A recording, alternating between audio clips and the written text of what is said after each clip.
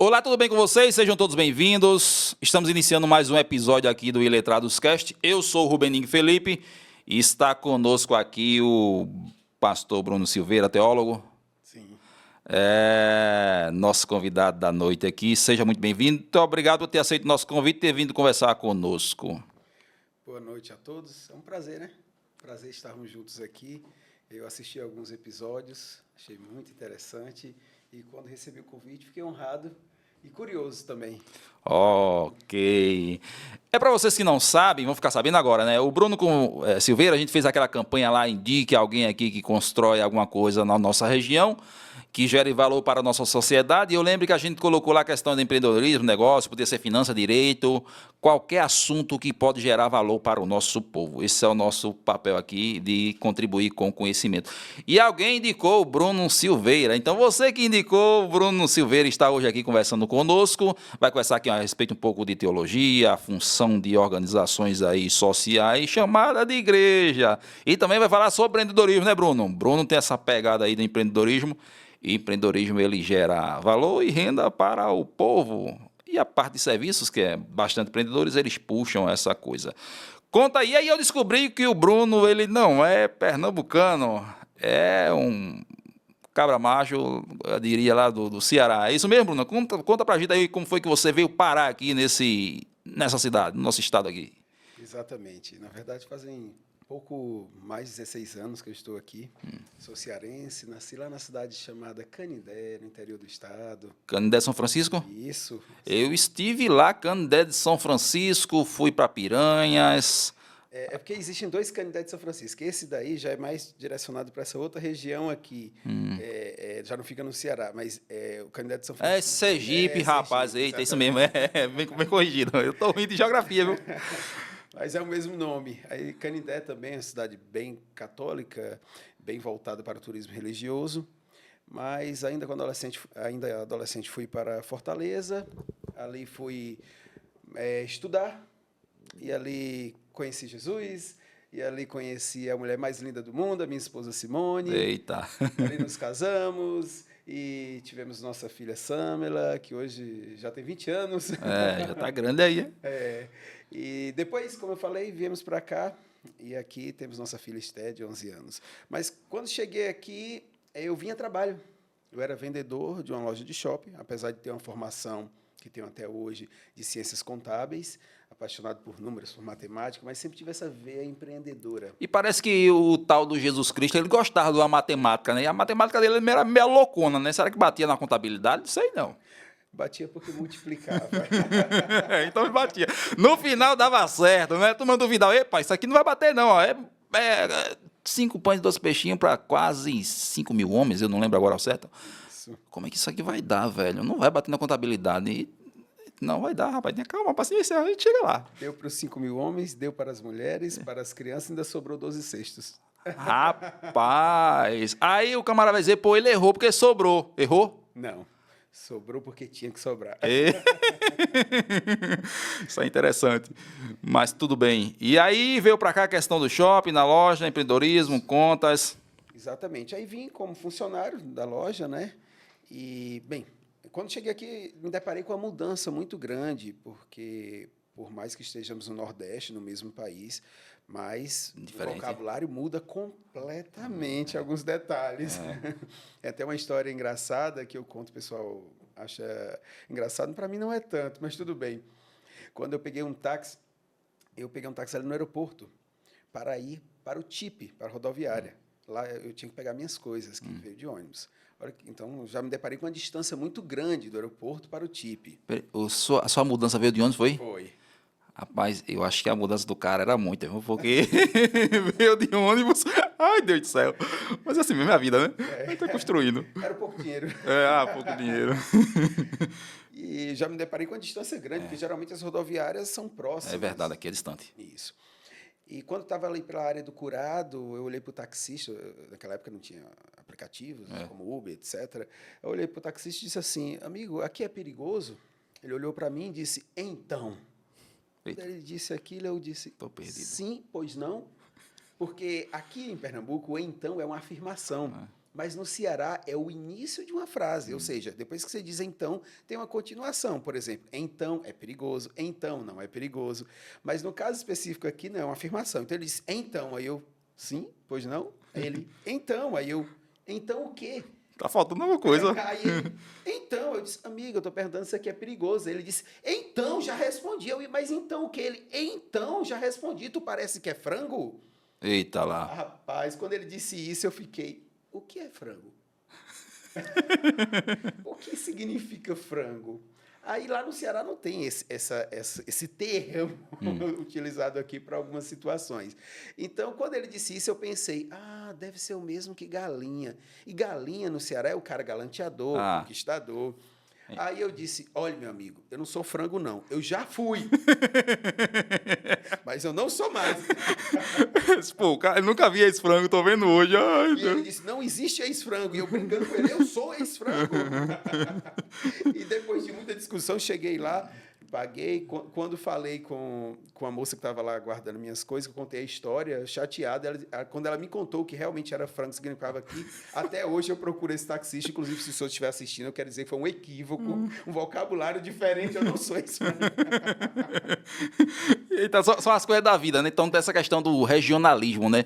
Isso também tem impacto nessa questão de conhecimento e da assimilação do evangelho, digamos assim, né? E aí tem uma pergunta muito interessante, você falou lá muito católico, e você acredita que católico vai ser salvo? Então, isso é uma polêmica, né?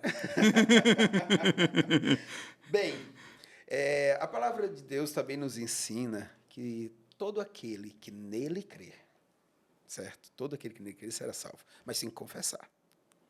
Se o católico confessar que Jesus Cristo é o Senhor e Salvador, tiver uma mudança de vida, um arrependimento, ele vai ser salvo. Agora, se não houver a confissão, o arrependimento, a mudança de vida, lamento.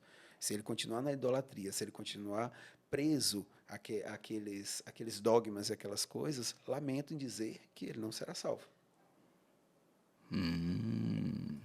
É porque veio a memória e muitas organizações, às vezes, parece que elas tomaram o monopólio do céu. E aí tem umas que chega a dizer que não vai de fato, né? Assim, de fato, na questão do pensamento deles, né? Mas às vezes a gente tem que parar para observar o que é que diz realmente, de fato, o texto sagrado, né? Porque aí a salvação é para Aqueles que creem, que crê para confessam todos. Jesus. Então é algo interessante. E aí a gente acredita que aqueles que confessam e que aceitam e mantêm realmente obedecendo lá os princípios, porque eu lembro lá quando o ladrão da cruz, que eu acho que era o da direita, né? E isso também é meio polêmico. Isso é né? polêmico Isso é demais. polêmico, né? O da esquerda não foi salvo, não, só da direita, viu? E aí não teve tempo para ele escolher religião ali, né? Não tem mensuração para isso. Nós disse, não, hoje mesmo você estará comigo no paraíso. Você acredita? Você crê? Topa, topa. Então aqui está o Mas passaporte. aconteceram algumas coisas ali. Observe que primeiro ele reconhece quem é Jesus quando ele diz para o outro, nós estamos aqui porque merecemos. Conhecimento. Mas ele está aqui sem merecer. Ele, como filho de Deus, assim, ele reconhece quem é Jesus. Então, reconhecer quem é Jesus. Depois, quando Jesus diz assim para ele, eis que ainda estará, ou eis que te digo hoje, que estarás comigo no paraíso. Então, assim, ali não é sobre religião. Na verdade, religião é uma palavra que eu não sou fã. Eu não gosto da palavra religião. O que significa religião? Religião, se nós formos para o original, religar, de conectar. Mas, na verdade, religião, para mim, liga muito aos religiosos. E foi algo que Jesus combateu muito. Voltando um pouco à sua pergunta, mas também trazendo nesse sentido, Tranquilo. eu vou dizer uma coisa para você. Tem muitos crentes de muitas igrejas que se dizem evangélicas que não vão para o céu. E que tem muitas pessoas boas por aí, que nós olhamos e dizemos assim, esse daí não vai porque ele não está nesta igreja. E existe uma grande possibilidade daquela pessoa aí. Porque Deus amou o mundo de tal maneira para todo aquele que nele crê. Não pereça, mas tenha vida eterna. Então, assim, eu me deparo com a religião hoje como um problema para a sociedade, não como algo bom. Eu não estou falando da igreja, eu estou falando da religião. Religião, na minha opinião, não salva. Religião, na minha opinião, não faz bem. Religião separa, divide. Essa é a minha opinião. Eu acho que existe, que é uma coisa muito forte, né? E você pode parar para observar, são coisas muito fortes. Tem pessoas que dizem, eu não debato religião e não discuto futebol.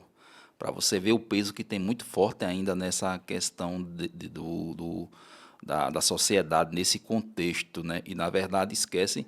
E aí tem uma coisa interessante, porque o evangelho aí, as pessoas que parecem que vão, mas não vão, porque elas estão atreladas, se abraçaram a um dogma aí, ou um título, alguma coisa do tipo, fizeram aquilo ali o seu amuleto e esqueceram do principal, né? Que a gente também vai chegar nessa questão aí de perguntar qual a função, o papel realmente da organização igreja. E aí eu vou fazer outra pergunta aqui também, que é meio pertinente nesse contexto aí, porque... o senhor acredita realmente nessa coisa de que o tal de Jesus vai voltar? Porque é o seguinte, as pessoas estão comigo, assim, meu filho ali já é pequeno, e a gente, desde pequeno, que a gente escuta essa coisa aí que ele vai voltar. E aí, ele vai voltar mesmo ou não voltar? A gente acredita nisso ou não acredita? E por que acreditar nisso? Meu avô, ele tem 1 século de vida. Ele está vivo. Minha avó completou 94 anos, Olha que lindo. final de semana. E eles também já escutavam dos seus avós que Jesus ia voltar. Deixa eu dizer uma coisa para você. Mesmo escutando há séculos, isso não quer dizer que não seja uma verdade. O fato é que nem os anjos, nem um filho sabe o dia, somente o Pai. É o que a palavra de Deus nos ensina. O Pai sabe o dia, mas, respondendo a sua pergunta, com certeza Jesus voltará. E eu anseio por esse dia. Eu desejo que esse dia chegue. Eu oro para que esse dia seja rápido. Eu sei, óbvio, que tem inúmeras situações para acontecer, trazendo a questão de Apocalipse, a questão bíblica, teológica e tudo mais. Mas eu oro e clamo, espero, sim. Eu não sei o dia que ele vai voltar, mas eu oro para que a nossa geração ainda viva o retorno de Jesus, que nós possamos reinar na terra, porque o céu vai reinar na terra. Então, eu oro sim, eu clamo sim e creio completamente, Jesus vai voltar. Tem muitas pessoas aí que usam esse argumento, né? E a gente coloca aqui para a gente realmente conciliar, né? Para a gente tentar entender realmente. E existe até algumas coisas que não é dito aos homens saber os tempos lá, o que realmente está é cronometrado, né? Porque a gente, desde que o homem começou o contexto da matemática, lá dos cálculos dos números, os homens tentam fazer tudo até hoje. No princípio também de tudo que é feito hoje é feito por algoritmo, né? E são nada mais nada menos do que números ali numéricos. Quando é hexadecimal, aí que mistura lá a bugiganga do número com letras, e aí quem é eletrônico, quem é cara de automação, entende essas paradas aí do hexadecimal e tal, são linguagens aí matemáticas, de uma forma mais inclusiva de dados. Mas no contexto normal, tudo a gente está atrelado aos números, né? E foi uma coisa que o grande Deus lá do Senhor do Universo, não gosto de dizer o grande Deus do Universo, porque aí remete a outras coisas, né? Então, mas isso chama-se para o contexto de dizer, ó, isso aqui está sobre o meu domínio, sobre a minha esfera, né? Então, vocês não estão realmente disponíveis isso aqui agora, vai ter o momento certo, né? E aí a gente tenta entender. Então, já tem duas colocações aqui muito pertinentes do pastor aí, Bruno Silveira, e ele é sênior, né? Sênior. E quando a gente descobriu aí sênior, eita, rapaz, eu sou pastor Júnior, sou pastor pleno, pastor sênior, aí eu me lembrei, eita, lá na empresa eu era o Juninho quando eu entrei lá, na outra empresa que eu trabalhei. E essa coisa tem peso também, como é que funciona essa coisa, o Bruno, dentro da organização, por que usar essa classificação? Porque assim, pô, isso aqui está lembrando muito a questão mercadológica aqui das empresas, organizações que usam muito esse contexto aí, né? Feito dizer a igreja filial. Pô, se é filial tem uma matriz, entendeu? Pô, se é filial, que usa filial no contexto lá do KINAI, empresarial lá, que coloca, né? Matriz, filial e tal. Vai. Como é que realmente surgiu essa questão? Por que dessa forma? Como é que funciona? Porque tem várias classificações, né? Então, como foi que surgiu essa coisa lá dentro da organização? Bem, para eu explicar isso, vou só dizer uma coisa para você. Jesus, quando ele começou a ensinar o evangelho simples e puro, ele usava parábolas, porque era uma forma mais simples de ele se comunicar. Verdade. O pastor sênior é o pastor presidente. Isso é uma forma de se comunicar com essa geração. É apenas uma forma de dizer que é o pastor líder, que é o pastor que ele tem uma autoridade hierárquica espiritual naquele local. Apenas isso. Não é para conectar com o lado empresarial, mas é para conectar, criar uma ponte, uma comunicação com essa geração que cada vez mais está distante do Senhor. Eu acho que essa fala até é interessante aqui do Bruno, que é uma coisa que a gente conversou aqui em off, não foi, Bruno? E eu acho que remete muito disso, é você falar a linguagem do povo. Porque às vezes a gente acha que está captando os jovens para certas organizações mais tradicionais e a gente vê que depois que esse jovem cresce, eles tendem a se afastar realmente, porque eles começam a perder a linguagem que deveria ser mantida, porque na verdade não vai mudar digamos assim, o elemento principal, o elo, mas as formas, a forma de integrar essa juventude para o contexto, a gente vê muito isso. Quando está criança, adolescente, eles permanecem, porque é a questão de qual outra atividade que a gente tem mais para fazer. Não, a igreja é o mais barato. Eu digo sempre, olha, a igreja é uma diversão mais barata que se tem. Porque o camarada só vai para a igreja, que é perto da casa dele, porque não paga passagem, entendeu? Vai passar ali 2 horas, vai receber uma mensagem, vai receber uma palavra de alento, uma palavra de carinho. E ele pensa, pô, se eu for pro show, eu vou gastar dinheiro. Se eu não for, então. Mas, na verdade, existe uma coisa muito interessante, porque aí precisa que essas organizações se conectem realmente, de fato, com o povo.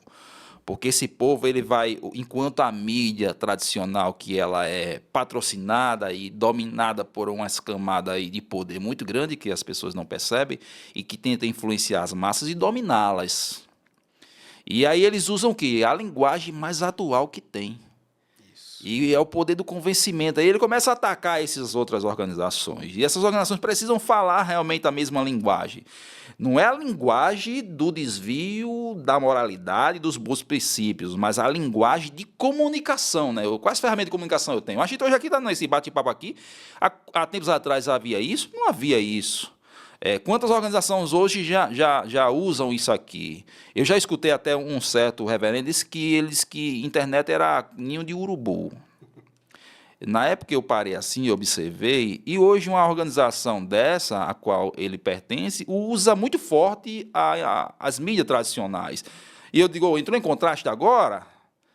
Porque existe o mesmo poder, tanto para o mal quanto para o bem. É uma ferramenta, e ela precisa ser utilizada, e eu preciso usar ela como elemento de contato, porque eu vou conseguir alcançar as pessoas daquela forma simples, pode ser uma forma simples, pode ser uma forma mais extravagante, né? Então, e aí você falou da linguagem, e eu veio na minha mente também, e eu me lembrei, lá as paredes é preta, né? Isso. E as pessoas dizem, pô, a igreja lá da parede preta, por que parede preta? E eu, não, tem uma coisa meio sinistra, tem uma coisa mais, eita, que tá lembrando Halloween. Halloween é preto, né? Aí muitas vezes as pessoas não sabem nem o que é Halloween, né? Halloween é dia das bruxas lá nos Estados Unidos, e muita gente não sabe. Halloween significa isso, você está cultuando as bruxas, está remetendo isso. Mas conta pra gente aqui, hoje você está com a oportunidade aqui, a gente, eu sou tradicionalista ainda, eu acho. Eu sou tradicionalista, conservador, né? Conservador. E aí a gente se mantém, está conversando aqui com o pastor Bruno Silveira, que é de outra organização, e tem outra forma de anunciar o evangelho, vai chegar realmente no mesmo ponto. Conta pra gente, Bruno, essa questão aí da cor preta, que tem um peso muito grande na sociedade, principalmente dos tradicionais, né? Os conservadores e tal. Bem, primeiro, não são todas as paredes são pretas, certo? No caso, a parede do altar ela é preta. E exatamente eu poderia até lhe fazer essa pergunta, mas eu não queria jogar a pergunta, eu queria responder. Por que esse ambiente aqui, tão agradável, inclusive parabéns pelo ambiente mais uma vez, letrados aqui, o estúdio incrível, por que ele tem essa tonalidade mais escura? Porque isso facilita para a iluminação, até a acústica é melhor, e inúmeras situações. É a mesma coisa que nós utilizamos a parte do altar preta, porque melhora a comunicação, melhora a questão da sonoplastia, todos esses pontos, entendeu? Somente por isso, porque nós falamos a linguagem. Como é a linguagem hoje dessa geração? É internet, é stories, é reels. Então, nós estamos utilizando isso. Ah, mas muitos dizem que é pecado. A geração dos meus pais dizia que a TV era pecado. As mesmas instituições que diziam que a TV é pecado, hoje têm redes de TV. Então, hoje existem inúmeras igrejas que eram mais conservadoras, já com os seus altares com detalhes pretos. Por quê? Porque, repito, melhora a comunicação, a iluminação, a imagem. Esse é o motivo, apenas esse. Agora, o Deus está na parede preta, na parede branca, na parede vinho, na cinza, na azul. Deus está onde 2 ou 3 estiverem reunidos em nome dele. Então, por exemplo, Deus está aqui, porque eu e você e as pessoas de apoio estão aqui em nome dele. É verdade. Eu quase cometi um pecado, sou ex-pecador, porque aqui a gente tem uma TV aqui bem grande no nosso centro aqui, né? E isso é interessante, porque a gente consegue entender, porque assim, às vezes a gente cria muita coisa porque a gente não conhece, né? E eu acho que isso parte muito também do princípio, tá lá, porque eu digo, ó, o manual da vida é a Bíblia. Isso que é um manual sagrado. Ele vai trazer vários elementos, desde história, geografia, filosofia, filosofia também. Vai trazer a questão da matemática, até da química também, da física, a gente trata muito disso. E aí eu acho que ele integra o manual para fazer realmente, dizer, você erra porque você não conhece ela. E às vezes a gente fala de muita coisa que a gente não conhece. Por isso, assim, eu de fato eu tinha essa curiosidade, né? Por que utilizar o preto? É um modismo? Se for um modismo, qual o problema do modismo? Realmente está levando para o contexto que vai de encontro ao evangelho, ao que você prega de fato ou não? E aí a gente cai muito nessa questão. E aí a gente percebe que, na verdade, não é isso, né? De que foge realmente de fato, mas é você utilizar elementos que foram advindo de outro conhecimento para aplicar aquilo ali, né? E aí o Bruno tem essa participação aqui da nossa cidade, também nessa questão religiosa muito forte aqui, tem também na questão do empreendedorismo, ele falou que é um cearense e recebeu o título de cidadão cabense, acho que foi ano passado, não foi, Bruno? E aí foi reconhecido pelo trabalho que tem desenvolvido. E eu acho que também, porque a gente às vezes fala muita coisa porque a gente não entende nesse contexto. E tem uma coisa que a gente percebe muito, e eu não sei como é o seu pensamento, vou perguntar realmente, jogar aqui a bola para ti, para você responder. O povo evangélico é o povo mais preconceituoso que tem ou não? Com certeza. Eita, rapaz, agora doeu, hein? É o povo mais preconceituoso que existe. Olha, foi o Bruno que disse, viu? Eu estou só repetindo as palavras dele, viu? E...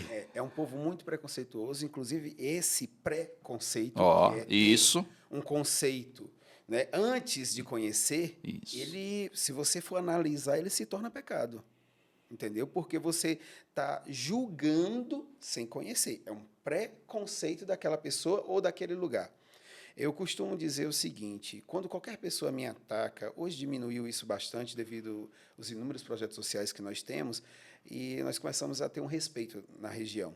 Mas antes, os ataques eram contínuos e muito pesados, de sermos literalmente apontados na frente da igreja, de falarem várias coisas. Mas, bem, e as pessoas falavam todo tipo de absurdo, e eu comecei a dizer o seguinte, vamos fazer o seguinte, vem e vê. Vem e vê. Venha para o culto e vê. Aí você vai poder julgar, questionar, acusar com propriedade, porque você veio e você viu. E eu lhe garanto que 90% das pessoas que foram, ficaram, e os 10% das pessoas que não ficaram, gostam e sempre aparecem por lá e têm parentes lá. Por quê? Porque lá é ensinado a palavra de Deus, é ensinado a importância da igreja na sociedade, como o social da igreja e a parte missionária da igreja, é ensinado verdadeiramente como funciona o evangelho simples e puro. Então, é o que eu sempre digo, vem e vê. Eu acho que isso tem até uma parte dessa frase aí que está dentro do slogan, do slogan da gente, né? Pode vir alguma coisa boa de lá? Acho que foi Natanael que disse isso, né? Pode vir alguma coisa boa De Nazaré. Aí Filipe disse. Maravilhoso. Aí Filipe disse: vem e vê. E aí depois tu tira a conclusão. Mas o mais interessante é que quando ele chega lá aí o mestre para, olha para ele assim e diz: antes que Filipe te chamasse, eu te vi debaixo da figueira. E aqui é um varão sem dolo. Aí, quando ele parou sem dolo, dolo é sem intenção. Essa é a linguagem do direito, né? O dolo e a culpa. São os dois emblemas do direito aí, de uma tipificação penal. E o dolo é a intenção, a culpa não é praticado o ato, mas sim a intenção. E aí, quando ele disse, aí está diante de mim um varão sem dolo, aí o cara disse, epá, ele fez o raio-x. E aí ele gostou do que ele viu, né? Realmente, de fato, porque quem se aproxima dele aí é contagiado, né? Que eu acho que isso é interessante, porque quando realmente a coisa... Assim, quando você come uma comida boa em um restaurante, a tendência é você voltar, né? E aí, falar por falar é fácil. Eu digo, às vezes, muito para as pessoas têm o costume de falar de umas coisas, porque emprenha pelos ouvidos, são papagaio de pirata. Acho que é uma boa parte da população, né? Mas a gente precisa analisar realmente de fatos. De onde foi que surgiu, como foi que surgiu, e às vezes a gente não sabe que tem um interesse por trás daquilo que surgiu, que realmente é de fato para querer perturbar, e você está indo só na onda e não sabe realmente o motivo da coisa. Às vezes até um fundo de verdade, ou verdade mínima ali, mas na verdade a intenção do indivíduo é para outro sentido da coisa, né? Mas aí acho que esse emblema é muito massa para qualquer coisa na vida. Vem e vê, e aí você tira. E tem uma situação que aconteceu no primeiro ano que nós estávamos ali, já no novo prédio. Conta aí pra gente. Esse é interessante. Nós estávamos ali com algumas pessoas ajeitando o jardim, colocando umas britas, umas coisas, porque fizemos várias reformas, normal de igreja. Estávamos ali. E aí uma irmã estava passando de uma outra congregação, de uma outra denominação, e aí ela faz assim, ei, pss, pss. Aí me chama assim, eu me aproximo dela, ela, aí é a igreja do pastor Bruno, é? Aí eu, não, é a igreja de Jesus. Aí é a igreja preta do pastor Bruno, né? Aí eu disse, ele é o pastor aqui. Eu realmente falei na terceira pessoa, porque ela estava falando na terceira pessoa comigo. Deixar desconhecida. Isso. Aí ela disse assim, misericórdia, aquele homem tá levando muita gente pro inferno. Aí eu disse, sério? Mas a senhora conhece o pastor Bruno? Eu falando com ela. E ela disse, conheço muito bem. Aí a senhora conhece ele? Conheço. Isso, algumas pessoas que estavam próximas começaram a olhar, a rir, né? Eu disse, mas por que a senhora conhece bem e está falando tão mal? Porque aí tem bichos aí, tem animais aí dentro, eles idolatram animais aí dentro, as paredes é tudo escura, aí desliga as luzes, ninguém vê ninguém, começa a acontecer umas coisas estranhas. Ela começou a falar algumas coisas assim que não tinha nexo nenhum. Aí ela começou de forma, através da religiosidade, orar em línguas e me circular e disse assim, eu sinto que Deus tem um projeto na sua vida. E eu, uau, sério? Sério, saia dessa igreja. Aí disse a única igreja que salva, ela disse o nome que em respeito eu não vou dizer. É melhor não. E aí ela disse a única igreja que salva e tal. Aí quando ela disse isso, eu disse assim, eu entrei na onda e disse assim, meu Deus, será que o que Deus está falando para a senhora é que um dia eu vou ser pastor? Aí ela, Deus acabou de me confirmar, se você sair dessa igreja, for para a igreja que salva, você vai ser ungido pastor. Aleluia! Aí eu segurei a mão dela assim, eu disse, como é o seu nome? Ela disse o nome dela e eu disse, prazer, eu sou o pastor Bruno. Eita, que choque, hein? Aí ela ficou puxando a minha mão e eu segurei. E a senhora não me conhece. E a senhora não sabe o que tem aqui dentro. Certo? O único animal que tem aqui dentro é o leão da tribo de Judá. Nenhum outro. Mas a senhora é bem-vinda para conhecer. Ela saiu, se afastou. E quando passa, às vezes, em frente à igreja, atravessa a rua. Então, as pessoas têm um preconceito, um julgamento equivocado e ainda criam mentiras. Você vê uma mulher que se dizia de Deus, acusando, dizendo que me conhecia, falando comigo sem conhecer, e falando mentiras, que tinha animais, que ninguém vê nada do que acontece lá dentro. Não existe nada disso. Durante alguns cultos e alguns momentos de louvor, a luz ela diminui. Ela não fica 100%, tipo, 100% escura. A luz diminui durante o momento de louvor, que é para as pessoas se concentrar e adorar o Senhor, não é para ninguém estar olhando para ninguém. Na hora da palavra, acende a luz, nos outros momentos acende a luz, e assim por diante. Então, não, mas aí parece uma boate. O que seria parecer uma boate para você? Para mim, o que parece uma boate é o pecado. Aqui dentro a gente, lógico, somos todos pecadores, somos todos falhos, mas o pecado em si não acontece ali. Então, para mim, a boate é todas aquelas questões do álcool, das drogas e tudo que acontece ali, e não acontece na nossa igreja. Nós somos uma igreja, apesar de aparentemente ser progressista, nós somos bem conservadores. Nós acreditamos no casamento do homem com a mulher, somente esse é o casamento que nós acreditamos. Nós acreditamos verdadeiramente na palavra de Deus, acreditamos na Bíblia como a palavra de Deus. Então, é muito simples, certo? Nós somos, inclusive, a nossa base é batista. Então, só que as pessoas elas preferem alimentar o preconceito para criticar do que reconhecer que podem estar erradas. Dentro dessa tua fala aí, acho interessante, que você citou um termo aí, questão de progressista, e talvez muitas pessoas não saibam o que é progressista, né? Consegue dizer para o povo aí com a filosofia progressista, para eles entenderem, porque aí o pessoal vai dizer, pô, o que é progressista? Acho que tem até um partido progressista, né? Filosofia progressista, e isso pode estar impactando as nossas organizações religiosas, né? E isso pode ser ruim para as pessoas. O progressismo, no caso religioso, assim, que eu estou citando, eu não vou entrar nem na questão política, porque é uma área que eu realmente não gosto. Inclusive, é um ponto que eu fui muito atacado por não me posicionar politicamente, nem na eleição presidencial, nem na eleição municipal, porque eu compreendo que o pastor de uma igreja, como presidente de uma igreja, ele não deve se posicionar politicamente, principalmente a política partidária. Entendeu? Eu acho que nós devemos sim ensinar política na igreja, mas nós não devemos influenciar ou induzir as pessoas a votarem naquele que a gente acha que é certo. Porque a partir do momento que nós fazemos isso, nós não temos ovelhas, nós passamos a ter escravos, ou então você se torna um coronel, onde tem vários soldados que têm que obedecer suas ordens. Eu entendo que o pastor não é o pastor que manda, o pastor sênior, no meu entendimento, é o pastor que serve.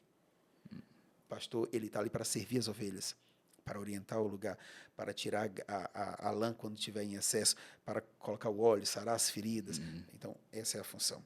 Mas, voltando para o progressismo religioso, para mim, é quando tem uma liberdade ou uma libertinagem até, em alguns casos. Lembrando que isso não é todos os casos, mas existem algumas instituições, por exemplo, que permitem casamento de pessoas do mesmo sexo, que são a favores do aborto, que são, por exemplo, a favores da liberação das drogas, e etc. Coisas que, no meu entendimento e na minha opinião, são situações progressistas e que eu não concordo. Eu sou mais conservador, por incrível que pareça. Eu acho que isso tem um peso muito importante, porque isso, eu acho que... Porque é uma coisa muito sutil, né? E falou uns pontos aí interessantes, porque isso mina a família.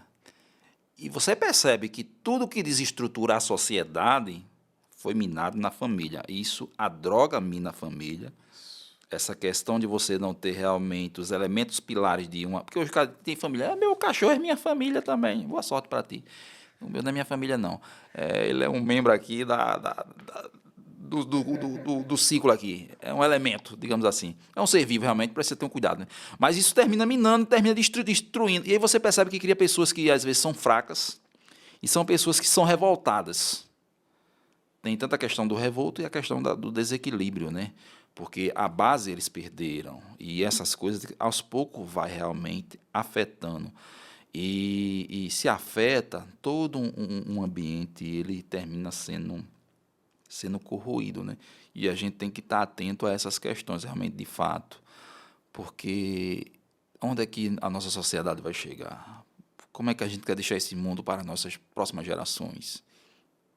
Agora, também, como pregar para essas pessoas? É um problema. Ou não? Para mim, não. Não. Na verdade, eu fui bem claro e específico aqui como eu creio e como eu acredito. Mas se tem algo que eu aprendi com Jesus foi amar. Mas o problema que eu quero dizer aqui é como chegar, né? Eu tenho que saber como chegar, né? Não, mas se você chegar... Exatamente. É porque eu sou de uma época que as pessoas falam muito sobre a literatura. Por favor, não estou criticando isso. Eu até respeito, inclusive, todas as vezes que me entregam, eu recebo com muito carinho, com muita atenção, guardo... Sério mesmo, porque eu acho que aquilo dali teve um recurso financeiro, teve um esforço por parte das pessoas que estão entregando, mas eu não acredito nesse tipo de evangelismo. Eu acredito no evangelismo da vida. Eu acredito naquele que você literalmente vive o evangelho além de pregar o evangelho. Não é só palavras, mas são atitudes. Então, quando você chega com amor, certo? Eu conheço pessoas, inúmeras pessoas, e vou lhe dizer, amo todas essas pessoas. Eu tenho clientes eu sou contador, né? Minha profissão é contabilidade. Empreendedora. Então, eu tenho clientes que se declaram homossexuais e assim por diante. Aí você me pergunta, como você trata essas pessoas? Com muito amor, com muito respeito, com muito carinho. E se elas me perguntarem se eu acho certo essa atitude, é lógico que eu vou dizer que não. Mas em momento nenhum eu deixo de cumprimentar, de abraçar e de amar verdadeiramente. Eu não amo o pecado da pessoa, eu amo a pessoa. E eu aprendi isso com quem? Com Jesus. Jesus, em momento nenhum, amou o pecado da mulher adúltera. Em momento nenhum, ele concordou com o adultério. Mas ele amou aquela mulher ao ponto de se colocar entre as pedras e ela. Até o ponto de orientar, óbvio. Mas não acho que Jesus fez aquilo dali por acaso. Nada que Jesus fez foi por acaso. Tudo tinha um propósito. Até o riscar o chão e esperar, chamar a atenção e dizer: aquele que não tem pecado, que atire a primeira pedra. Porque eu tenho muita convicção que foi proposital. Porque ele diz aquilo e ele continua no mesmo lugar. Eu, se dissesse aquilo e achasse que ia ter pedra, eu corria. Então, o fato dele continuar ali é que ele tinha muita convicção do que ele estava dizendo, do impacto que aquilo dali ia trazer, que foi uma verdade. Então, quando eu olho para uma pessoa que vive uma vida, seja, não estou querendo comparar, são coisas totalmente diferentes, mas uma pessoa, por exemplo, ou o pecado da homossexualidade, ou o pecado de viver, por exemplo, alcoolizado, lembrando que são coisas diferentes, ou o pecado de viver dependente químico, essas pessoas nós precisamos amá-las, nós precisamos respeitá-las, e através da palavra de Deus sendo vivida, não só pregada, mas vivida, sabe? O evangelho em movimento é que nós vamos chegar nelas. Então, todas as vezes que nós vamos evangelizar esse tipo de situações, inúmeras situações, nós sempre chegamos com um projeto social. E você vai me dizer assim, então sempre tem segundas intenções nos projetos sociais que o senhor organiza? Eu vou lhe dizer, são inúmeros projetos sociais e nós não temos segundas intenções. Nós temos a primeira e única intenção, ganhar aquela pessoa para Jesus. Nós não temos segundas, é só essa. Não temos nenhuma outra. Tem a primeira. É a primeira e única. É a primeira e única. Ganhar aquela pessoa para Jesus. E sim, o amor que Jesus nos ensina de se importar com o próximo, de se preocupar com o próximo, faz com que a nossa igreja, por exemplo, separe 10% de todas as entradas e envie para a base de ação social. Por quê? Porque nós compreendemos que se a igreja não faz o papel, não executa o papel no social, ela não está sendo a igreja de verdade. Se a igreja não alimenta com dignidade aquelas pessoas, ela não está fazendo seu papel de igreja. E quando eu falo alimento, é em todos os aspectos.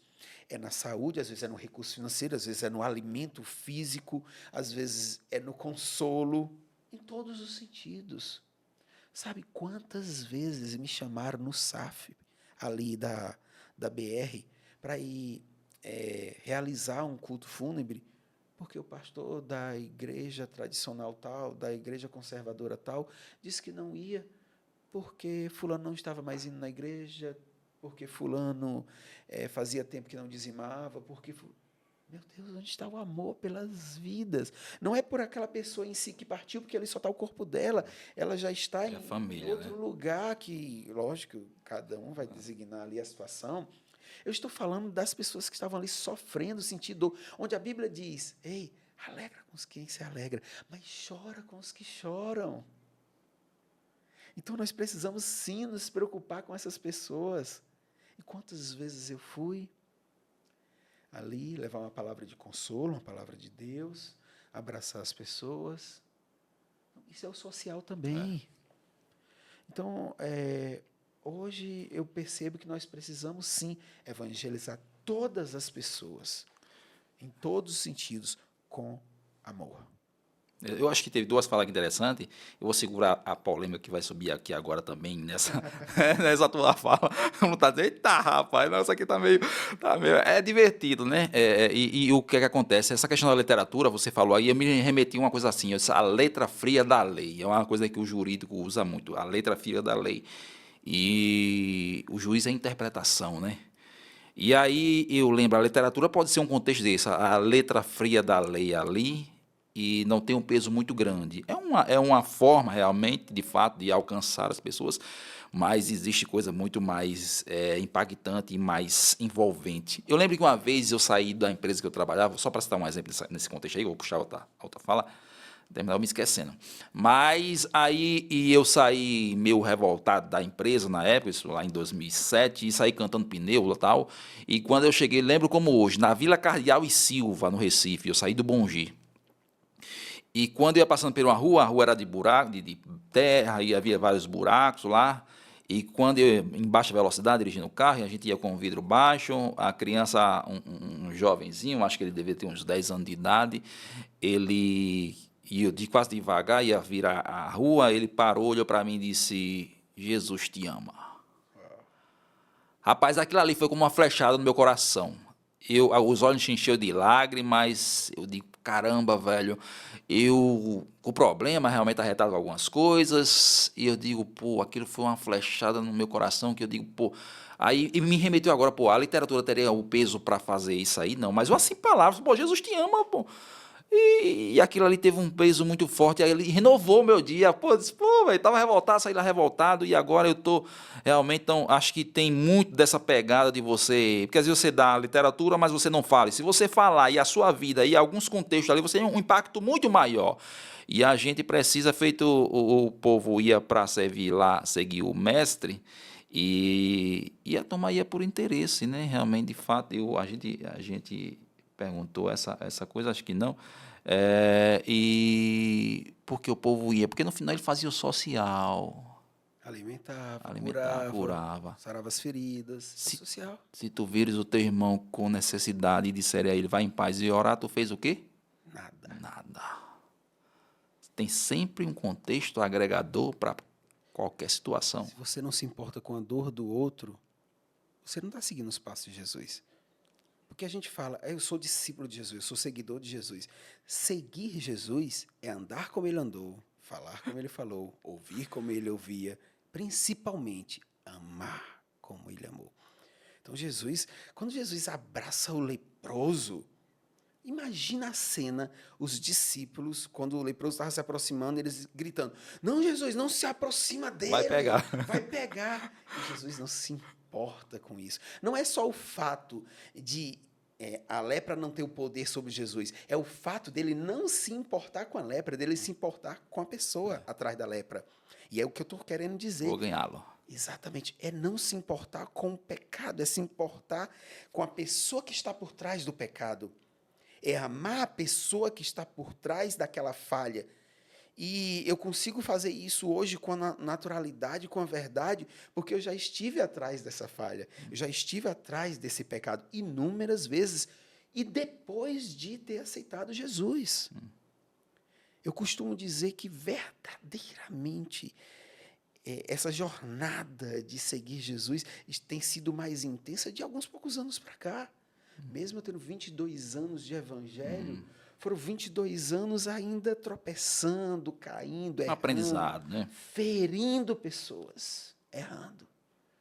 Mas de um tempo para cá, parece que ele abriu meus olhos e é uma paz incrível que toma conta de nós. Eu vou fazer já desse contexto aí das organizações, da função de social, e veio à minha mente aqui agora. O senhor concorda que as instituições religiosas fossem taxadas, cobradas imposto de renda? Não, não concordo.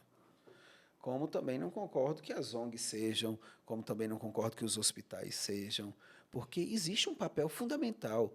Olha, hoje no Brasil, só para você entender, um número real, hoje no Brasil, as igrejas de ação social, de toda a ação social que é feita, desde o governo, certo?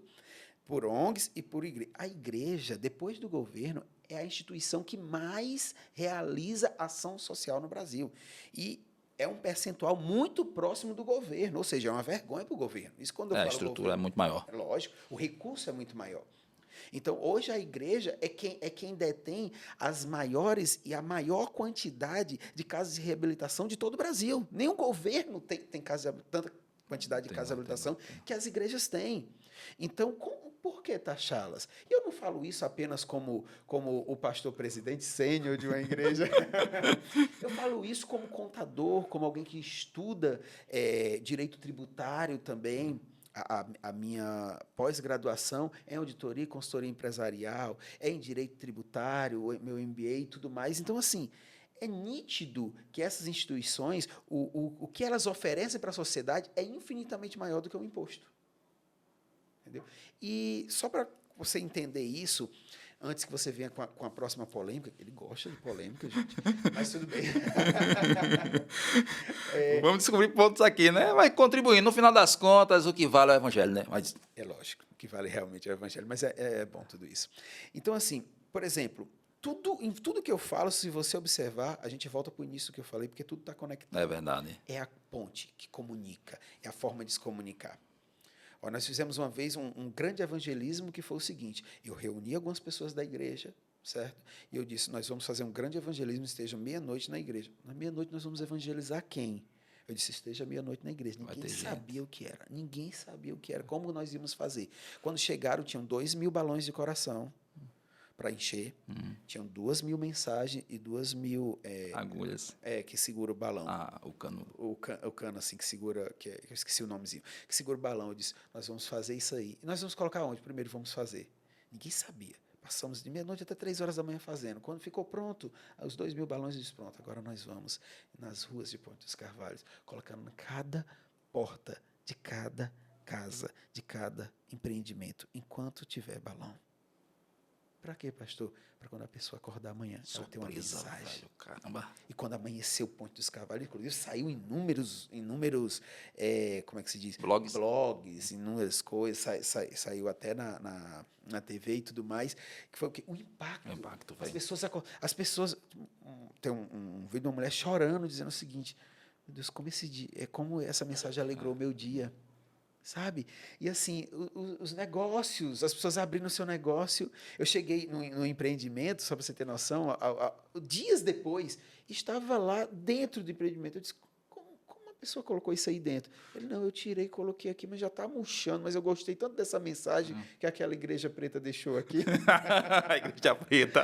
Então, assim, é sobre isso, é sobre levar, de uma certa forma, o evangelho de forma criativa, a forma de se comunicar, entendeu? Então, é por isso que a gente utiliza uma palavra sênior, é por isso que eu tenho um culto que, em vez de o nome ser fogo do céu, é Skyfire, porque significa fogo do céu, mas chama mais atenção, a pessoa vai querer entender, por isso que, em vez de ser círculo de oração, e nada contra, inclusive no círculo de oração acontecem coisas maravilhosas, nós chamamos conectados em oração. Então, assim, é algo diferente? Sim, é algo diferente. O nosso culto é culto da família. Nós começamos isso. Hoje, inúmeras instituições, até mais conservadoras, já chamam assim. Mas quando nós chegamos aqui, ninguém chamava. Inclusive, acharam estranho. Culto da família só pode ir se for pai, mãe e filho. Não, culto da família. Porque nós entendemos que ser igreja é ser família. Porque família se importa uns com os outros. Família se preocupa uns com os outros. Então, ser igreja é ser família. Entendi. E aí, dentro dessa fala ainda aí você falou especialista tributário, não concorda realmente que as igrejas estão taxadas, isso dá muita polêmica, tem pessoas que acham que deve ser para ter um controle mais, mas são pensamentos aí, talvez não conheça realmente a fundo a questão do tributarismo no Brasil, tal, e a gente precisa conhecer, a gente apontou isso aqui, né? E aí entra dentro da questão da função da igreja, porque o que acontece muito, Bruno, é que entra uma certa quantidade de recursos para certas organizações aí, que os caras constroem megatemplos e, na verdade, constrói megatemplo, esquece um pouco da função mais social, né?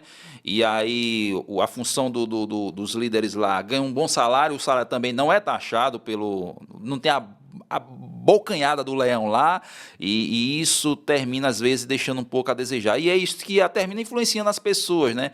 E aí a gente pergunta qual realmente é a função da igreja nesse contexto aí.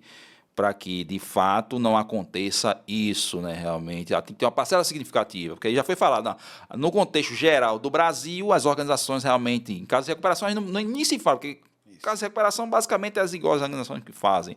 E aí tem esse impacto, porque está mais próximo da comunidade, está vendo a necessidade realmente do povo, né? O Estado está mais ausente realmente disso. A igreja está lá, está vendo, a gente já tem que saber qual a função realmente dela.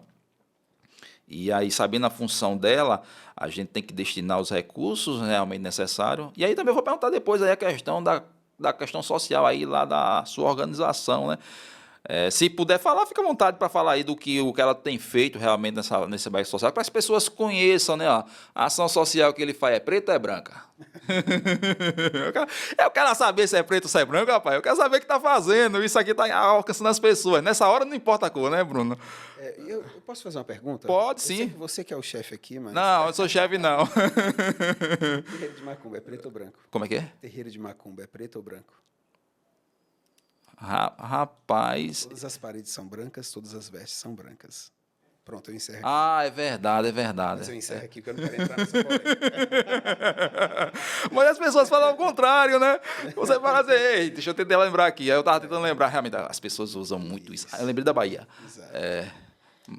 Mas aí tem a questão, qual a função realmente da organização, em detrimento disso, né? Porque aí pega o dinheiro, constrói megatemplos, pô, megatemplos, concorda com isso ou não concorda? Pronto. Tá fugindo ou não tá fugindo? Exato. Só uma observação, eu vou precisar lhe corrigir. Fica à vontade. Os pastores, eles pagam imposto de renda. Certo? Os pastores, a igreja, ela não paga, ela é isenta, ela não é imune, mas ela é isenta de impostos, não de encargos, são coisas diferentes. As igrejas pagam encargos normalmente, inclusive em um nível alto, porque hoje no Brasil você tem de acordo com o faturamento, você tem MEI, microempreendedor individual, optante do Simples, aí vem lucro presumido e lucro real, certo? Como não tem algo específico para as igrejas, então já coloca ela como lucro presumido, como se ela faturasse acima de 4.800.000 ano. Aí, então, os encargos dela são altíssimos, para você ter noção. Você tem, um exemplo, se você tiver 2 funcionários numa empresa optante pelo Simples, eu sei que eu estou entrando numa área aqui muito... Não, mas fica à vontade, isso aí que vai esclarecer muita gente aí que fica dizendo que a turma está ganhando muito dinheiro. Exato. Se você pegar 2 funcionários, você ter registrado numa empresa optante do Simples, por exemplo, você vai pagar de INSS em torno de, baseado no salário mínimo, cada um ganha um salário mínimo, você vai pagar ali R$300. Eu estou arredondando aqui valores, ok? Se for uma igreja, ela vai pagar 1.289. De 300 para 1.289. Por causa do lucro presumido. Porque ela está no lucro presumido. Ou seja, os encargos dela são maiores. Lembrando, ela paga encargos, ela não paga impostos.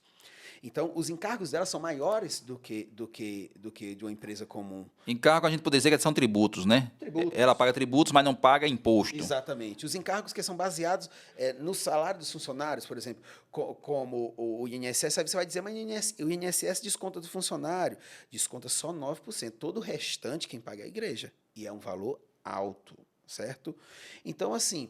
e sobre a questão dos impostos em si, realmente eu não concordo, como eu estava dizendo, o pagar. E sobre essa questão de megas templos, de megas salários, os pastores eles pagam 27,5% de tudo aquilo que eles recebem. E eu não estou falando de mim, porque eu não recebo da igreja. Mas, assim, não sou contra quem recebe da igreja, isso é muito claro. É porque trabalha naquela organização. Se dedicou à vida, tem que receber, é justo, né? O trabalhador é digno do seu salário. Não, é totalmente justo. E, sim, o pastor que recebe, ele paga, sim, imposto de renda normalmente. Ok? Mas, voltando aqui, sobre essa questão de megas templos e tudo mais, vai muito de cada instituição, de cada pastor presidente, de cada pastor líder, se ele realmente está fazendo aquilo que Deus mandou fazer. Porque se Deus mandou que aquele templo fosse maior e maior e maior, e ele faz os outros papéis, como o papel missionário, enviar pessoas e recursos para as regiões onde o evangelho ainda não chegou, se ele faz o papel social, se ele cuida da comunidade ao seu redor, então ele pode ter o templo do tamanho que o Senhor assim permitir e chamar ele para ter. Agora, se ele faz isso com outros interesses, ou arrecadando recursos de maneira ilícita, aí, meu amigo, realmente Deus com certeza não abençoa e com certeza eu não concordo desse tipo de atitude. Eu concordo com tudo que Deus nos manda fazer. Se Deus mandou fazer, vai e faz, Deus vai abençoar. Se Ele não te mandou fazer, não vai, não faz, que Ele não vai te abençoar. Então, algumas pessoas vêm, alguns pastores vêm de outras regiões, chegam para mim, como pode em apenas 4 anos, eles chegam e dizem assim, a tua igreja em apenas 4 anos é tão grande, tem quase 700 pessoas, tem um prédio próprio, tem grande, é destaque, é isso, faz tantas coisas, é tanto isso, tanto aquilo, ganha tantas pessoas. Qual o segredo? Está no centro da vontade de Deus. Fazer o que Deus me chamou para fazer. E, principalmente, renunciar muitas coisas. O que eu e a minha família renunciamos É verdade. para cumprir aquilo que Ele nos chama, é enorme. É uma vida de dedicação, né? E aí tem uma coisa muito interessante aí que o Bruno falou, né? Porque a gente olha. Ele falou, frisou bem aqui nessa questão. Você olha muito para o tamanho da estrutura, né? E aí quando a gente vê até um contexto realmente tradicional do nosso país, o que é que a turma hoje costuma fazer? Quando vai fazer alguma coisa, costuma fazer grande, né? Grande, porque isso facilita tudo, né? É tipo aquela coisa, você quer entrar numa loja que tu quer pedir o produto no balcão ou tu quer entrar na loja para poder ver, comparar com outro, pegar tal? É espaço, né? Então tem essa questão de estrutura. E aí tem a questão de você ver a coisa realmente acontecer, né? O papel. E aí eu vou perguntar uma pergunta aqui, também pode ser em polêmica. Eu acho que a gente dá para fazer até 2 podcasts, porque a gente falou empreendedorismo também, a gente está focado basicamente aqui num contexto religioso, mas está tão massa aqui falar sobre isso, porque aí a gente traz muitos pontos aqui que para alguns pode ser divergente, realmente, mas para outros pode ser convergentes, e no final das contas, obedecendo os princípios do manual sagrado, vai ter direito a tudo, né? O resto é só entendimentos. Mas aí, você acredita que uma pessoa pode estar carregada, Bruno? Carregada? Hum? O que seria carregada? Espíritos maus. Possessa, uma pessoa possessa.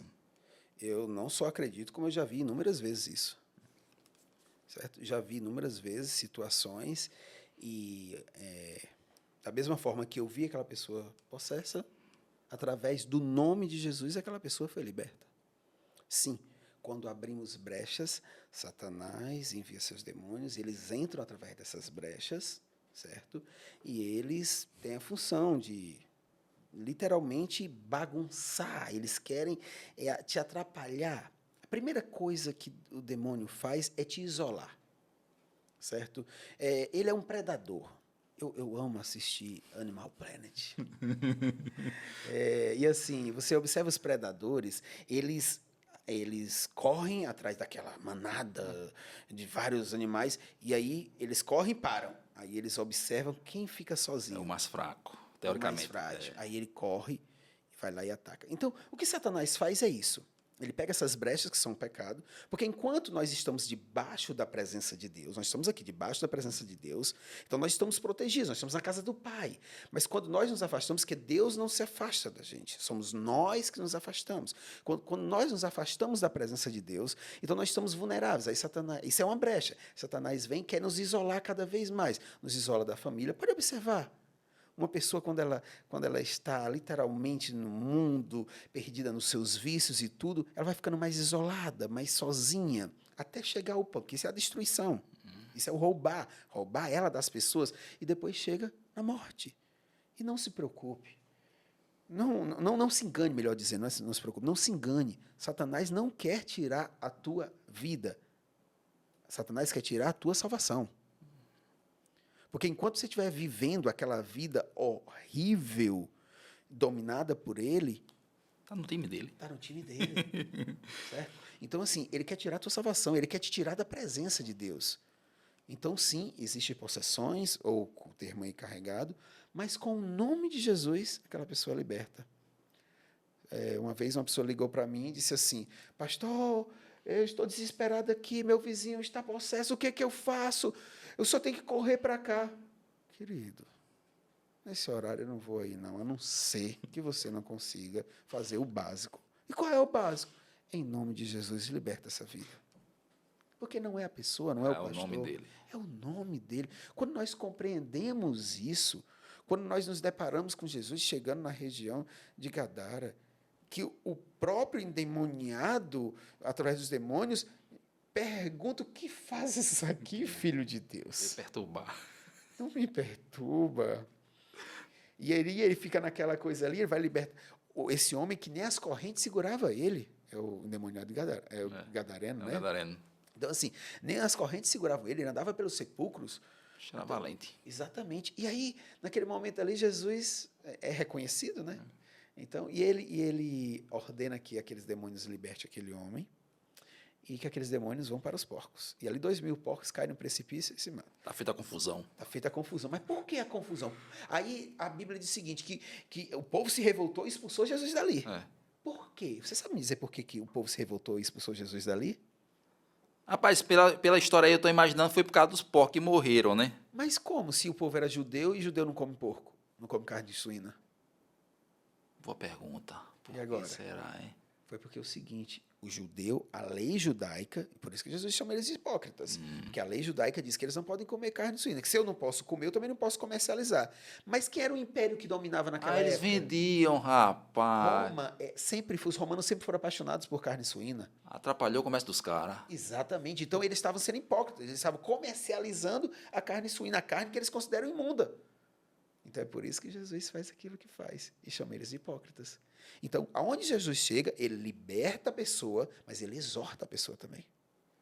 Agora, Jesus não é um Deus que castiga, ele é um Deus que exorta. Porque tem muita gente dizendo o seguinte: eu estou sendo castigado, meu carro foi roubado porque eu fui castigado. Não, Deus não castiga, esquece isso. Isso é coisa da igreja católica, com todo respeito aos meus irmãos católicos. Isso é coisa da igreja católica. Eu estou falando que eu fui católico, coroinha e tudo mais, então eu sei o que eu estou dizendo. Então, assim, Deus não castiga. Você saiu debaixo da presença de Deus e ficou vulnerável aos ataques do inimigo. Consequências. Então quer dizer que quem está na presença de Deus não acontece nada. O senhor pastor, está debaixo da presença, não acontece nada de ruim, acontece um monte de coisa. Mas a forma como eu lido com elas, até a forma como, até onde essas coisas podem ir, é diferente, porque eu estou debaixo da presença. Me comparando, sim, com alguém que não está na presença, eu vou dizer algo para você. Os ataques podem até parecer, aos olhos humanos, comuns, iguais, mas aos olhos espirituais são totalmente diferentes. Há uma proteção sobre a minha vida que não há sobre a proteção daquele que não está na presença. Mas basta aquele se arrepender, confessar e voltar para a presença, que essa proteção toma conta dele. Rapaz, bem interessante essa coisa aí. O cara atrapalhou o negócio dos caras. O cara pergunta: qual é mais importante, uma vida ou 2.000 porcos? Pô, para os caras, o mais importante era o comércio, velho. Não era a vida do indivíduo livre. Para Jesus, uma vida vale mais que o mundo inteiro. É verdade. E aí eu achei outra coisa interessante vir aqui à memória, Bruno. Me permita falar sempre assim, o Bruno. A questão da forma tradicional de você fazer a captação de pessoas. Eu acho que essas igrejas mais tradicionais tiveram muito sucesso com essa questão da forma que fazia a captação, que eu chamo de forma de captação, né?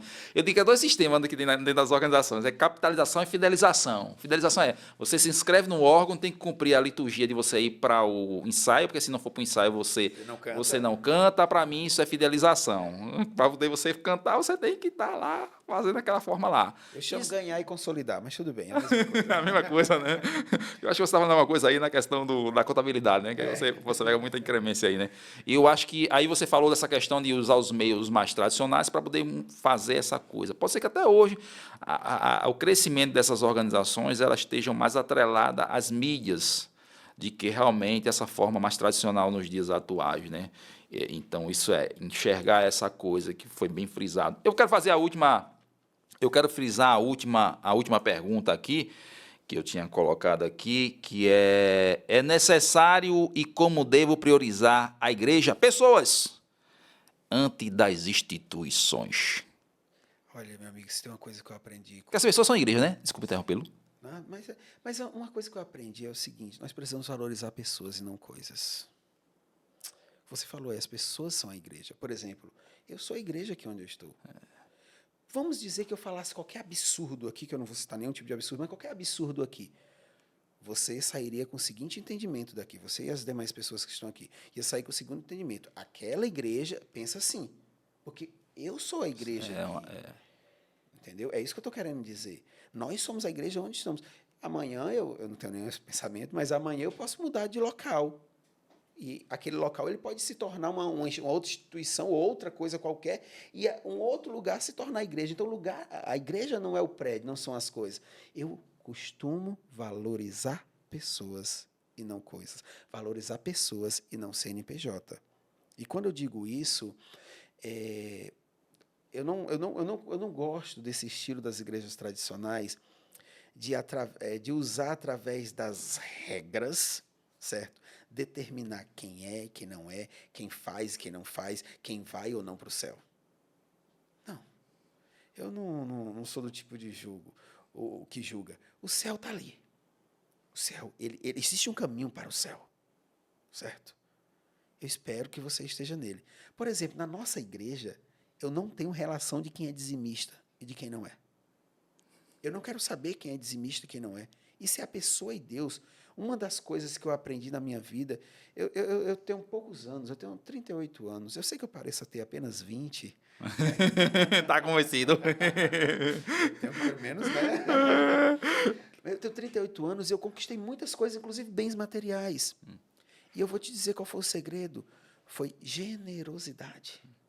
Quando nós somos generosos com as pessoas, quando nós somos generosos com Deus, a bênção, porque é a lei da semeadura. É verdade. Aquilo que eu semeio, eu colho. Mas o que isso tem a ver com as regras? É porque muitas igrejas fazem assim, pegam uma lista, se você não dizimou, você não pode cantar. Se você não dizimou, você não pode fazer isso. Eu não quero saber quem dizimou e quem não dizimou. Ah, mas você não acredita no dízimo? Acredito no dízimo como uma ação voluntária, não por obrigação, como diz a palavra, mas com alegria, de forma voluntária. Agora, se eu faço parte de uma família, porque eu entendo que igreja é uma família, eu entendo que eu preciso contribuir. Colaborar, é verdade. Colaborar. Entretanto, eu não posso utilizar desse artifício para determinar se aquela pessoa canta, se ela dança, se ela prega. Não. Eu procuro analisar, eu como pastor, líder, eu procuro analisar se a vida dela está sendo uma vida com Deus. Entendi. Que o cara para e diz, ô infeliz, tu tá bebendo água, tu tá usando o banco, tá usando energia, o ar-condicionado lá, fresquinho, e tu ainda não quer colaborar não, meu filho? Tu tá no lugar errado. Porque se tu for beber, uma cerveja deve estar uns R$7, R$9, tu não vai pagar. Porque aqui você não quer colaborar. No final das contas, você está num ambiente que vai proporcionar paz. Isso. Ou deve proporcionar paz, né? Mas eu acho bem interessante. Bruno, para finalizar, fala das questões sociais da tua organização, da IABV, né? IABV Ponte dos Carvalhos, lá, o qual o Bruno é pastor sênior aí, tem direcionado uma boa parte aqui do nosso povo para o grande Criador do Universo. Nós acreditamos como ação social, inclusive foi um nome muito incrível que Deus nos deu, que é Maior Amor. O nome da nossa ação social é Maior Amor. Então, o que é que nós fazemos? Nós cuidamos da família durante um período de 6 meses. Durante aquele período de 6 meses, nós procuramos auxiliar aquela família em todas as áreas. Como assim em todas as áreas? Por exemplo, a equipe procura saber todas as patologias, né, todas as enfermidades que o pai, a mãe, o filho, quem possa estar ali naquela casa possa ter. Às vezes procurar caminhos para conduzir para uma consulta, para uma cirurgia, para conseguir um remédio. Quando não tem caminhos através do poder público, nós conseguimos levantar recursos para isso.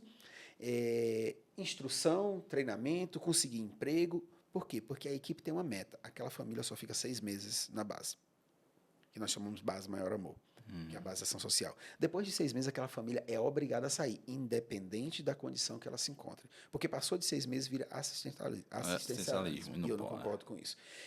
Que é o que nós vivemos hoje no nosso país. Isso é preocupante, viu? Desde a sua fala, segura um pouquinho. Eu já conversei disso em vários lugares, porque eu conversei com pessoas que mexem com agricultura no final aqui do norte de Pernambuco também. Estive esse final de semana na casa da minha avó com 94 anos, estava conversando com um empreendedor lá, na parte de agropecuária e tal, e eles tinham dificuldade dessa questão do assistencialismo que está matando eles, velho, porque não tem mão de obra para os caras. realmente, de fato. E isso é preocupante, realmente. Não, é um fato, tipo assim, eu procurei, eu me mudei recentemente aqui para o Cabo, porque ficou mais fácil para acessar a igreja e tudo mais. Eu sou cabense, eu tenho um título para provar. Agora é. E eu precisava fazer um serviço na casa que eu estou morando, e eu procurei uma pessoa para fazer o serviço. Era um serviço daqueles faz tudo, É. certo? E só que era muita coisa e tal. Resumindo, R$ 1.000. Eu ofereci R$ 1.000 e a pessoa disse: eu não vou sair de casa, R$ 1.000 eu ganho em casa. Eu disse: como assim tu ganha em casa R$ 1.000? Não, porque eu recebo isso, minha esposa recebe isso e tal, a cada filho recebe isso, recebe auxílio disso, então dá mais do que isso. Então eu vou para aí passar 15 dias para ganhar R$ 1.000 limpando o mato. Então, assim, eu não estou aqui alegando o valor de um serviço ou nada, mas é exatamente isso. Lamentavelmente, a mentalidade das pessoas está nisso. E eu não posso colaborar com isso. Sim, eu tenho Uma função social. Uma função social que deve ser feita, certo? Mas eu não posso transformar isso numa dependência. Então, se a minha equipe, em 6 meses, não conseguiu tirar aquela família de uma situação extrema e melhorar um pouco a situação daquela família, minha equipe falhou. A minha equipe falhou, então eu falhei. Certo? Agora, a partir dali, ela não continua. Ela não continua na base. Então, outras famílias vêm, são substituídas a cada 6 meses aquelas famílias. E eu acho que entra no princípio do futebol, né? Porque o que é que acontece? Você treina, os caras vão treinando. Quando é que vai ser o campeonato? Vai ser no final do ano. Vai treinando, vai treinando, vai treinando. Quando chegar lá, Liga Europa, os campeões da Europa e tal, o cara tem que estar preparado para fazer. Agora é a tua parte. A gente deu o auxílio aqui, a orientação. Lógico que o técnico fica ali junto, daquela coisa, tal, mas tem essa questão e realmente a função social é bastante interessante, porque às vezes o que às vezes falta é só uma orientação, né? E você como o sênior lá, a gente usa também o termo muito lá de supervisão, que está acima, que ele tem a supervisão daquele ambiente, ele consegue direcionar. Às vezes uma informação que você pode dar para o indivíduo ali, ele pode ir para o lugar certo, ao invés de perder muito tempo para poder resolver o problema, né? Então, acho que isso é interessante, é uma coisa bem pertinente para as pessoas, às vezes pode auxiliar realmente de fato. Eu acho que o Bruno aqui, o pastor Bruno Silveira, fez uma boa fala aqui com a gente nesse respeito. A gente falou sobre teologia, falamos sobre religião, falamos sobre social, falamos sobre vários assuntos, falamos aqui, eu acho que uma conversa boa, uma conversa franca aqui, realmente, de fato. E aí agrega valor para o nosso povo. Eu quero agradecer o pastor Bruno Silveira, por ter vindo aqui conversar conosco. Quer concluir? Dê suas palavras finais aí para o nosso povo aí da nossa região, uma mensagem de fé, uma mensagem de esperança, uma mensagem do o que achar melhor, da melhor forma aí que o senhor tem dedicado sua vida aqui ao povo também. Amém. Agradecer a você. Foi muito bom, apesar das perguntas polêmicas. Apesar que faltou uma pergunta muito polêmica que eu vou fazer para mim mesmo. Faça. Pastor, porque foi uma das perguntas que eu mais escutei. Pastor, é verdade que o senhor é laranja de político? Eita, poxa! Você não sabia dessa, não? Não, deixa eu fazer. Eu posso falar o nome do camarada, não? Por mim, tanto faz, né? Pastor Bruno Silveira, com todas as venhas, o senhor é laranja ou foi laranja de Kiko do Armazém? Acho que é essa. Ai, Deus. Rapaz, olha, eu gosto de preto, não da cor laranja. Eita, rapaz. A laranja é só o suco, né? Só o suco e sem açúcar, de preferência. Ai, Deus do céu. Não sou o atual prefeito, que é o senhor Kiko do Armazém. Me encontrei com ele 4 vezes, em momentos, em 2 casamentos, no momento lá da cheia, que nós fizemos uma grande ação social na igreja. Nós distribuímos mais de 8.000 refeições, abrigamos mais de 40 famílias, compramos colchão para essas famílias depois para voltar, limpamos a casa delas antes delas voltarem, naquele momento da cheia de 2022. E ele esteve na igreja oferecendo apoio, eu disse que não havia necessidade. Então, essa foi a 3ª, e depois uma outra 4ª vez. Mas nenhuma das vezes eu me encontrei com ele, por exemplo, no gabinete dele, nem ele foi na igreja especificamente. Tenho respeito por ele, como tenho respeito por todas as autoridades. Nunca tive nenhum vínculo empresarial, financeiro ou de amizade com ele, apesar de respeitá-lo. Entendeu? Então, isso aí foi um absurdo. Inclusive, disseram que ele deu o prédio da igreja. E aí eu fiquei, por que nós estamos pagando todos os meses a parcela? Eu até queria de volta as parcelas, por favor, porque já que a gente está pagando duplicidade... Tem que devolver, né? Não sou. Mas, assim, voltando aqui às as palavras finais. Mas só finalizando, não sou laranja de Queco, não tenho um vínculo com ele. Isso tenta desconstruir duas pessoas, tanto a imagem do pastor Sim. quanto a imagem do próprio político, né? E a gente não sabe de onde vem essa. Foi até uma fala que a gente disse, a gente não sabe realmente de onde surgiu essa história, né? Na verdade, eu sei de onde surgiu, foi de um político. Opositor. Não vou citar o nome dele Não, em melhor não. respeito. Ele me pediu desculpa, certo? Porque ele realmente achava que isso era verdade. Inclusive, ele chegou a dizer que tinha documentos. Eu disse, por favor, me Epa. mostre.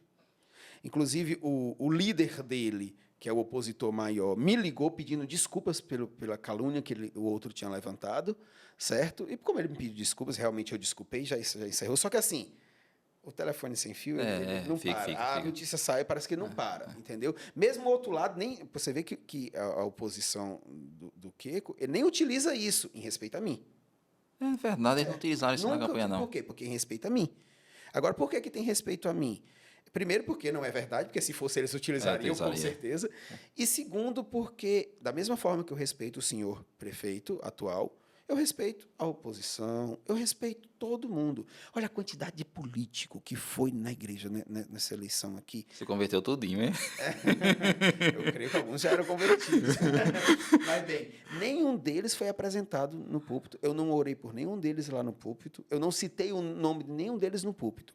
Mas eu tenho um costume de cumprimentar todas as pessoas que estão na igreja ali durante o culto. Eu cumprimento um por um. Então, eu cumprimentei eles também. Mas eu não apoiei ninguém. Então, por quê? Porque eu entendo o seguinte, que a igreja não deve se misturar, certo? E eu respeito, por exemplo, porque é até uma questão de dizer quem ganhou, porque está meio complicada a situação aí, mas assim, seja quem for que assumir no dia 1º de janeiro, eu vou orar. Independente, eu vou orar por essa pessoa. Como eu oro pelo atual presidente, como eu oro pela atual governadora. E se você me perguntar se eu concordo com tudo deles, não. Mas eu tenho que orar, porque é a palavra de Deus que me ensina isso. Entendeu? Mas, desculpa, eu tenho que fazer as considerações finais, né? Mas para mim já está tudo... Apareceu até mais perguntas, rapaz. Não faça, Apareceu umas perguntas. A questão é, a igreja não deve se envolver com política. Isso não afeta o desenvolvimento da sociedade, não, porque aí termina perdendo força e fala, né? Não, porque, observa bem, eu vou lhe fazer a seguinte pergunta. Se eu apoiasse... Aqui nós temos duas frentes fortes. Nós temos o senhor Queco e o senhor Lula Cabral. Lembrando que eu estou respeitando todos os dois, ok? Se eu apoiasse o senhor Lula Cabral, o senhor Queco me respeitaria? Não. Ele acha como se fosse um inimigo, né? Inimigo. Isso é normal, eu não estou criticando ele. Se eu apoiasse o senhor Queco, o senhor Lula Cabral me respeitaria?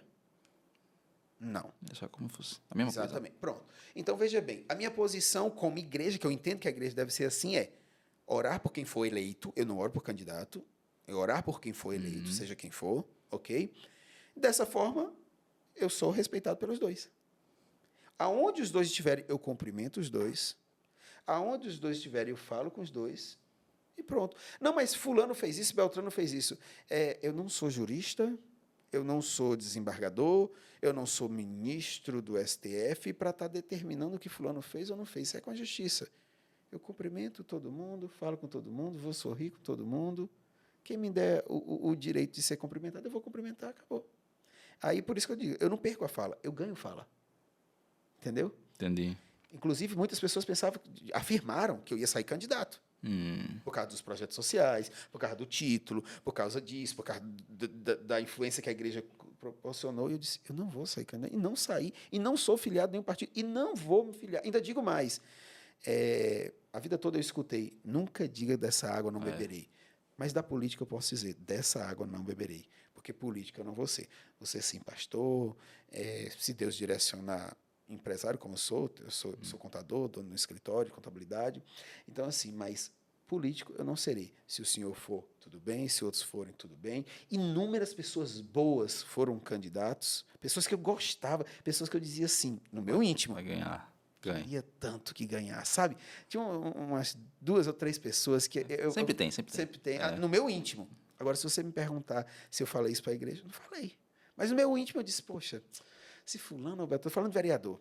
Se fulano ou Beltrano ganhasse, acho que seria tão bom para a cidade. Mas não falei isso para ninguém, nem para eles. Entendeu? Nem para eles, apenas que Deus abençoe, que se for da vontade de Deus, e inclusive nem ganharam. Mas Eita, Deus do céu. Tu vai ficar sabendo, pastor, agora vou contar quem foi que perdeu, né? Ai, eu não ganhou. ainda bem que foi mais gente que perdeu. Quem ganhou, realmente, é verdade. Então é isso. Mas sobre, no dia que eu me converti, o primeiro versículo que eu li na Bíblia foi o versículo que me move até hoje, Atos 20, 24.